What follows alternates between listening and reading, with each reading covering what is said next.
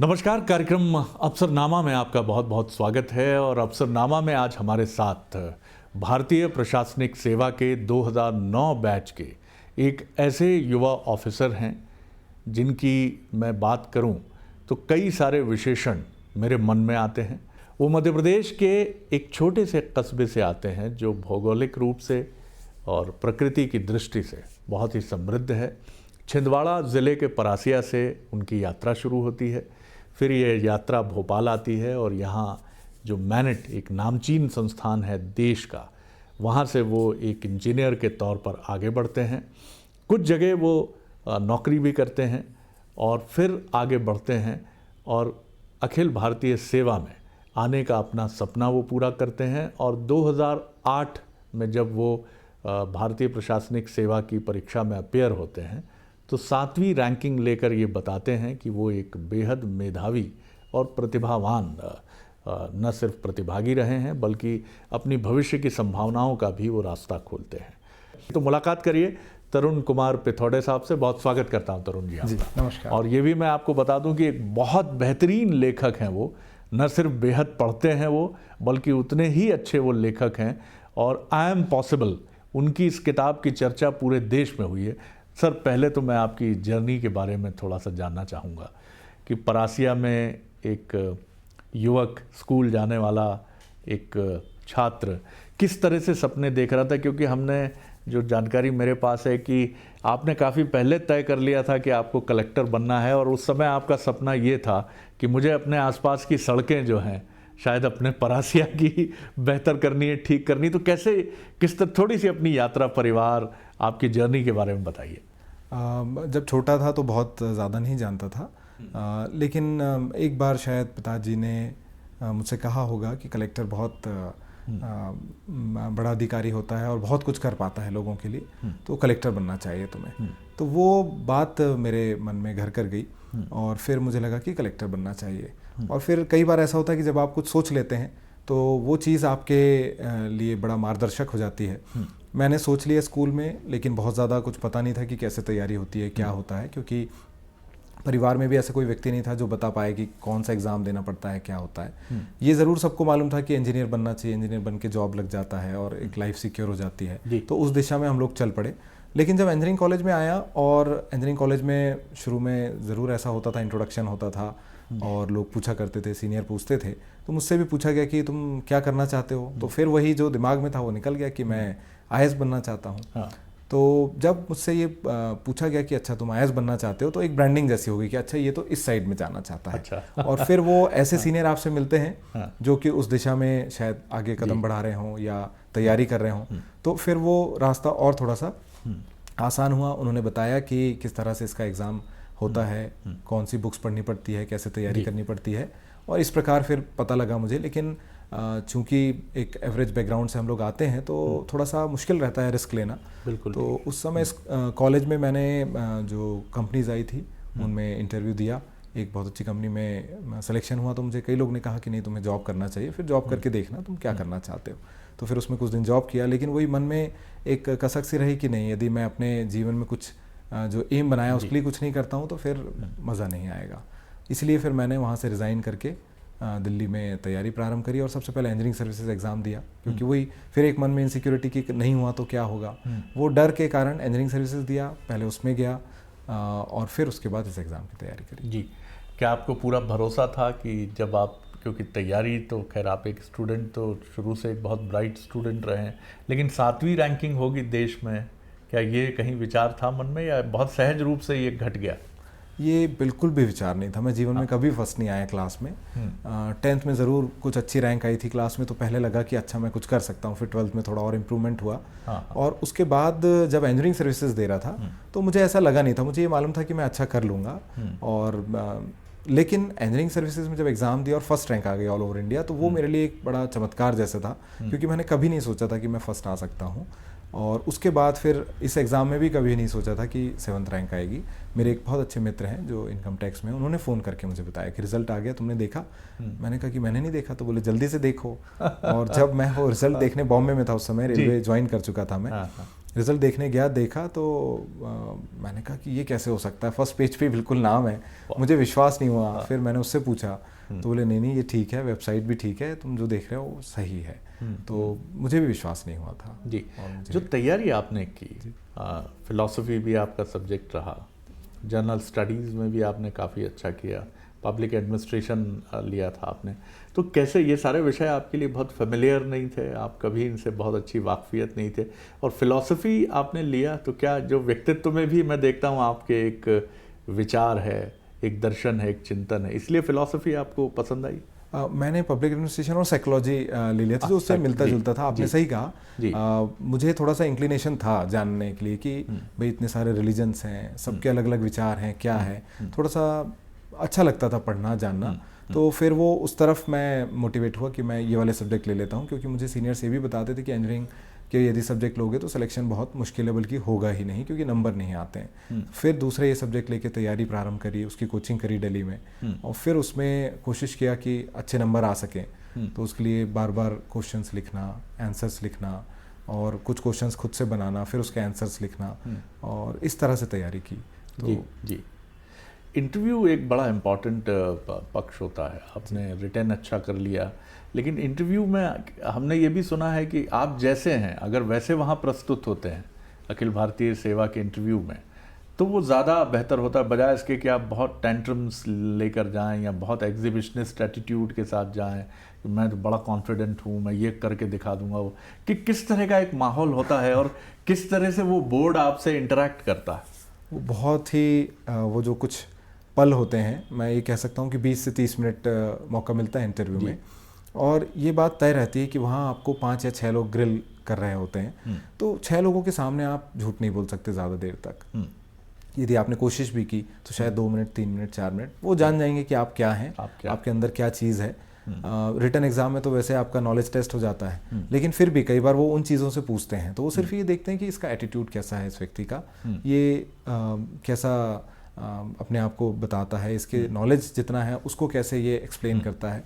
तो वो सारी चीज़ें जानते हैं, मेनली एटीट्यूड देखते हैं कि क्या ये सच्चाई से बात करता है, क्या इसके अंदर कॉन्फिडेंस है, क्या ये सारी चीज़ों को समझता है, जानने की शक्ति रखता है। तो इंटरव्यू बहुत ही बेहतरीन होता है। मुझे लगता है कि यूपीएससी का इंटरव्यू जो है one of the best interviews होता है पूरे वर्ल्ड में, क्योंकि वो इतने सक्षम लोग होते हैं, इतने बड़े बड़े एक्सपर्ट्स होते हैं कि उनके सामने आप झूठ बिल्कुल नहीं बोल सकते हैं। जी। तो काफ़ी कोई अनुभव इंटरव्यू का आपको लगता हो, कोई ऐसा सवाल जिस पर जूरी जो वहाँ बैठी थी, जो थे वो भी बड़े इम्प्रेस हुए, या आपको बड़ा अच्छा लगा, बड़ा मज़ा आया, ऐसा कोई क्षण वहाँ घटा? मुझे वैसी उम्मीद नहीं थी, लेकिन जब उन्होंने हॉबीज़ पे पूछा तो उन्होंने पूछा कि आपकी क्या क्या हॉबीज़ है, तो मैंने बताया कि म्यूज़िक सुनना, पढ़ना। अब वो उनमें से एक जो मेंबर थे उनको पढ़ने पे बड़ा इंटरेस्ट था, तो उन्होंने पूछा कौन सी बुक पढ़ी लास्ट। तो एक बहुत एकदम से ऐसा सवाल मेरे सामने आया, और लकीली मैं उस समय बुक पढ़ ही रहा था, फिनिश ही किया था। बेनज़ीर भुट्टो की ऑटोबायोग्राफी थी, बायोग्राफी थी। तो उसको मैंने बताया कि मैंने ये बुक अभी पढ़ी है, तो उसके बारे में उन्होंने पूछा। उसके बारे में पूछा, मुझे बहुत कुछ जानकारी थी तो मैं बता पाया, तो वो बहुत खुश हो गया उस बात को सुन के कि वास्तव में इसने पढ़ी है और बहुत डीपली पढ़ी है। कुछ ऐसे सवाल पूछे जो डायरेक्ट बुक से नहीं आते हैं, लेकिन उससे रिलेटेड थे, तो उसको जान के उनको बहुत अच्छा लगा। आपकी थॉट प्रोसेस को भी उन्होंने देखने की कोशिश की कि सिर्फ पढ़ते हैं या उस पर विचार भी करते हैं, आगे सोचते भी हैं। जी, कमाल, वाह। आपके व्यक्तित्व में तरुण जी एक बड़ा ठहराव है, ये चीज़ें परिवार से भी मिलती हैं, और कई बार आपका निर्माण जिन चीज़ों से होता है, जैसे मैं आपको उन ऑफिसर्स में देखता हूँ जो अपने पीछे कोई बहुत एक अधिकारी तत्व का ग्लैमर लेकर नहीं चलते, बहुत सहज रहते हैं, सहज तरीके से चलते हैं, और ऐसे अधिकारियों की संख्या मैं देख रहा हूँ यंग ऑफिसर्स में निरंतर बढ़ रही है। पुरानी पीढ़ी में भी बहुत सारे ऑफिसर्स हैं, लेकिन ये ठहराव क्या परिवार से मिला या फिर आपने अपने अनुभव से इसका विकास अपने व्यक्तित्व में किया? ये दोनों चीज़ कही जा सकती है कि परिवार बहुत साधारण परिवार, और कोई उनमें ऐसा ग्लैमर के प्रति या किसी के प्रति कोई बहुत महत्वाकांक्षा नहीं देखी कभी भी। और साथ में जो वरिष्ठ अधिकारी होते हैं और मित्र होते हैं, उनसे काफ़ी कुछ सीखने मिला कि कैसे हमको कंडक्ट करना चाहिए, कैसे रहना चाहिए। और आज हम यदि हैं इस देश में ही हम जॉब कर रहे हैं, अपने लोगों के लिए काम कर रहे हैं, तो वो हमारे लोग हैं, उनके साथ हम कैसे काम कर सकते हैं, मिल के काम कर सकते हैं। कुछ जो मित्र थे ट्रेनिंग के समय, उनको भी देखा, उनका ये पहलू कि वास्तव में हम पब्लिक के लिए हैं, तो उनकी तरफ से हम सोचते हुए चलें।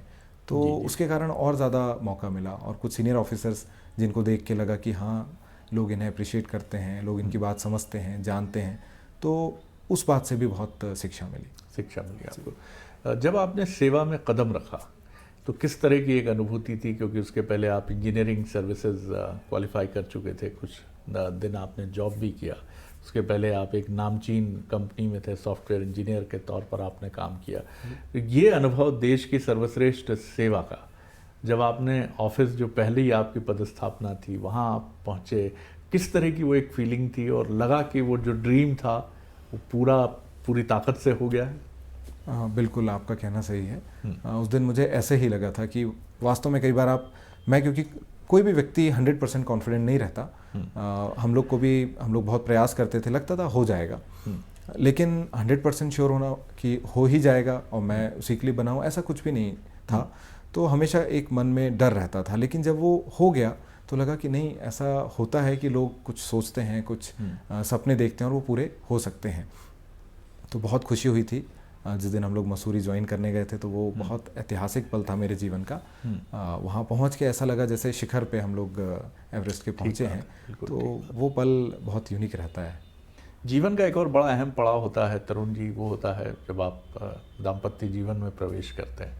तो जो आपकी जीवन संगिनी हैं वो थोड़ा सा हम उनके बारे में जानना चाहेंगे जी, कि ये लव मैरिज रही या अरेंज मैरिज? नहीं, ये अरेंज मैरिज है। हाँ। और वो भी इंजीनियर हैं और साथ में ही हम लोग यहाँ रहते हैं, हाउस वाइफ हैं।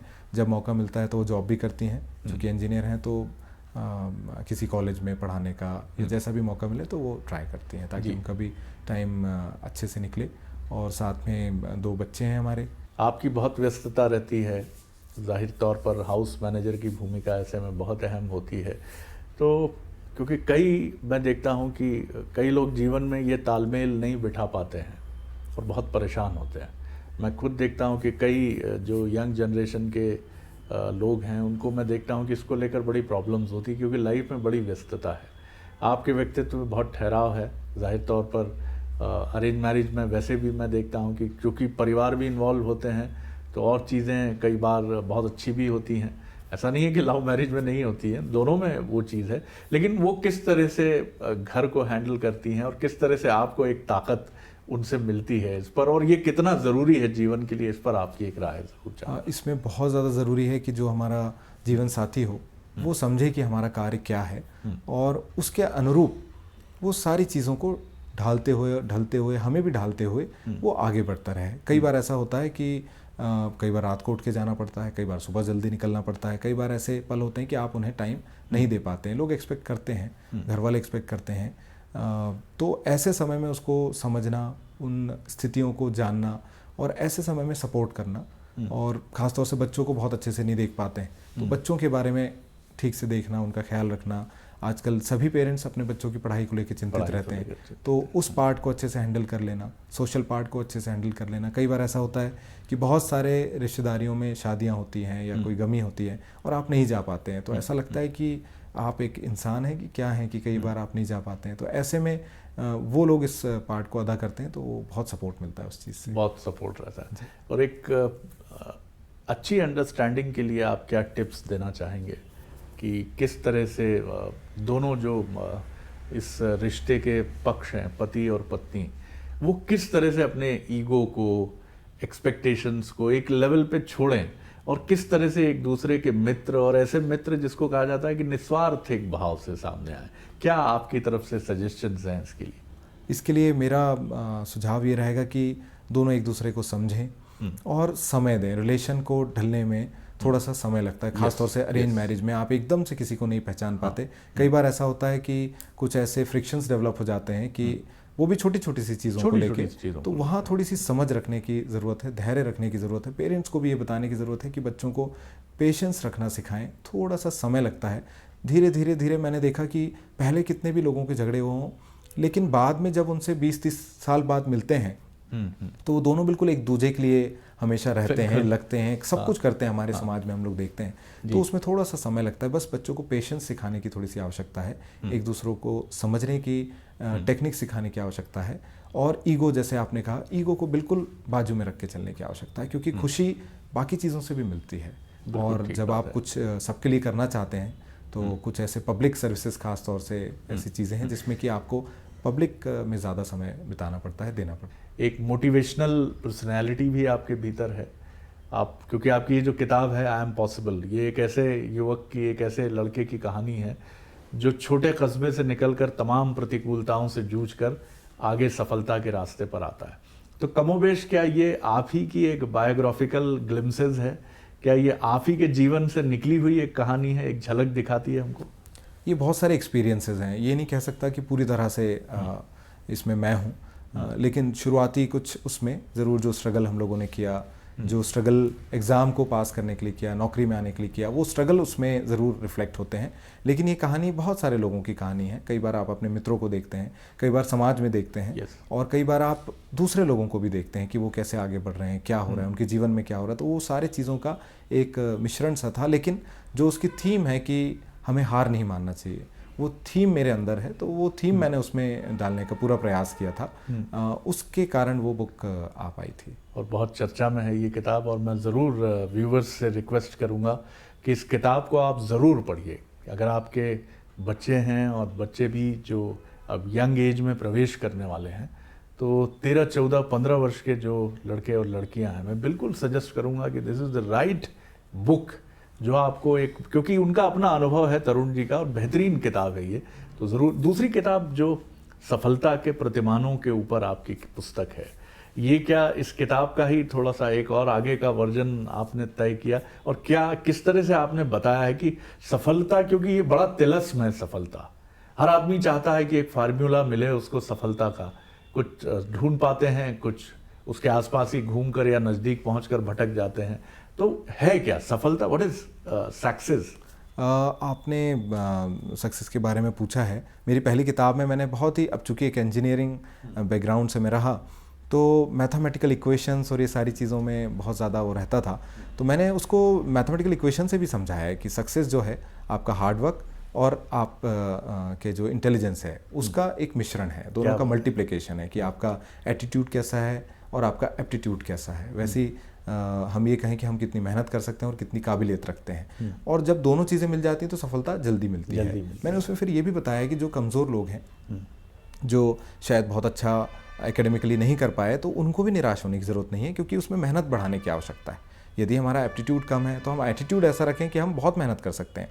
यदि कोई व्यक्ति 2 घंटे मेहनत करके अच्छा हासिल कर सकता है और आप उससे 4 गुना कम है इंटेलिजेंस में, तो आप 4 गुना मेहनत करिए, तो भी आप वही हासिल कर सकते हैं। और फिर जो दूसरी किताब आई, उसमें जो मेरी अंडरस्टैंडिंग थी लाइफ के बारे में, जैसे आपने भी कहा कि मेरा इंटरेस्ट फिलॉसफी में और साइकोलॉजी में रहा, तो उन सब का मिश्रण, बाकी सारी जो चीज़ें पढ़ी, उससे जो समझा मैंने लाइफ को कि लाइफ क्या है, तो मैंने एक मॉडल उसमें दिया है जो मेरे खुद की अंडरस्टैंडिंग का मॉडल है कि आखिर लाइफ क्या है और कैसे हम जैसा भी बर्ताव करते हैं, जो हमारा ह्यूमन बिहेवियर है, वो किन चीज़ों के कारण होता है। तो मैंने जब बहुत सूक्ष्मता से देखा सारी चीज़ों को, तो मुझे समझ में आया कि ये 3 ही फैक्टर हैं, और इन 3 फैक्टर से दुनिया में सब कुछ आप एक्सप्लेन कर सकते हैं। सर्वाइवल, जो कि बहुत पहले से बोला जाता है, सर्वाइवल ऑफ द फिटेस्ट, और बहुत सारी चीज़ें, थ्योरीज बताई जाती हैं।